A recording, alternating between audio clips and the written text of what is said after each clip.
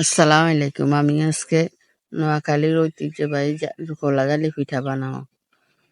এই যে জায়গায় লইলাম কিছু লবণ আর আতপ চালের গুঁড়ি দিলাম প্রায় 2 কাপের মতন দিয়ে এগুলারে একটু কুমকুম গরম পানি দিই একটু একটা দই করে করে নিয়ে মথে নিয়ে ভালো করে।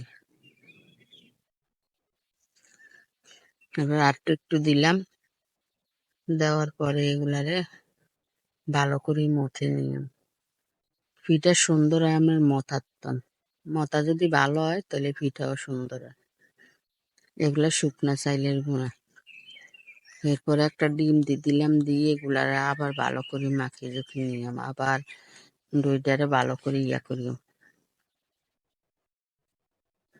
হ্যাঁ, আমাদের কেউ এটা গরুর মাংস দিয়ে খায়, কেউ মানে মুরগি দিয়ে খায়, মুরগির মাংস। আবার কেউ আপনার গুড় দিয়ে আপনার দিয়ে নারিকেল দিয়ে খায়। আমরা আজকে সুজি দিয়ে খাইলাম। কেউ আবার সুজি দিয়েও খায়। এই যে এইভাবে ভালো করে দইটারে করি, এরপরে আবার আরো পাতলা করতে হইব, তো আর একটু পানি দিই এগুলারে মিক্স করে নিই। দইটারে সুন্দর করে ঠিক মতন পাতলা হইতে হইব।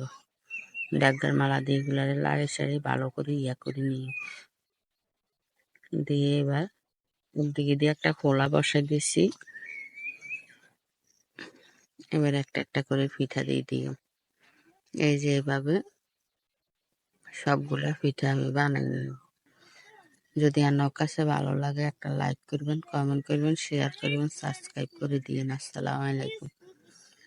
এই যে একটা দিলাম মাত্র, ঢাকাটা দিই, কতক্ষণ পরে উড়া হালাইলাম। উড়ানোর পরে এরপরে এই যে একটা পিঠা আমার হয়ে গেছে। এবার আর একটা দিও। এবার আবার একটু ঘুরাই গাড়াই দিয়ে পাতলা করে দিয়ে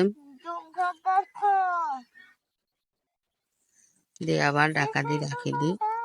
এরপর ঢাকা উল্টায় আবার এই পিঠাটা উঠে হালে। এভাবে সবগুলা পিঠা বানা হালে।